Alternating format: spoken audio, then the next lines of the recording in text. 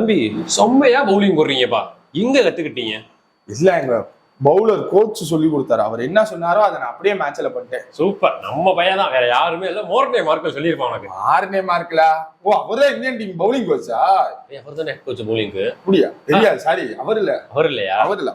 பும்ரா பண்ணிருப்பான்பா. பும்ரா இல்ல, பும்ரா தான் ஜாம்பவான். பும்ரா பண்ணிருப்பான். பும்ரா பண்ணியிருந்தா இந்நேரம் மேட்ச் தோத்துருக்கணுமே. தோத்துக்கிட்டு இருக்கோம்ல அவர் சொல்லி கொடுத்து. இப்படி அவர் இல்ல. பும்ரா இல்லன்னா என்ன, அந்த அவனை விட சீரியஸ் கொடுத்தேன், சீனியரான ஒரு பையன் இருக்கான், ஜடேஜா பண்ணிருப்பார். அவர் ஸ்பின்னருங்க, நான் மீடியம் பவுலர்ல. ஆமா ஆமா ஆமா, ஜடேஜா பண்ணிருக்க முடியாது. ஒருவேளை இவங்க பண்ணிருப்பாங்க, ஹர்திக் பாண்டியா பையன் பண்ணிருப்பானோ? நல்ல கேள்வி. ஹர்திக் பாண்டியா தான் டெஸ்ட்ல இல்ல. ஆமா, இல்ல டெஸ்ட்ல இல்ல. அது யார் பண்ணா? உங்களுக்கு சொல்றேன், நீங்க எதுவும் பண்ண மாட்டேன்னு சத்தியம் பண்ணுங்க. டீம்ல எதுவும் தூக்க மாட்டேன். இல்ல இல்ல, சர்துல் தாக்கூர்.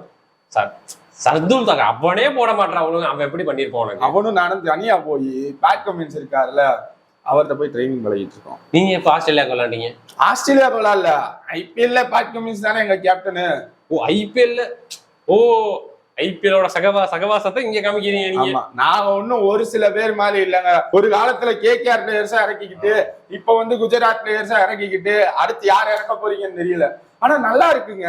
ஆனா அடுத்து நான் யாரை இறக்க போறது இல்லைன்னு முடிவு பண்ணிட்டேன். நான் தானோ?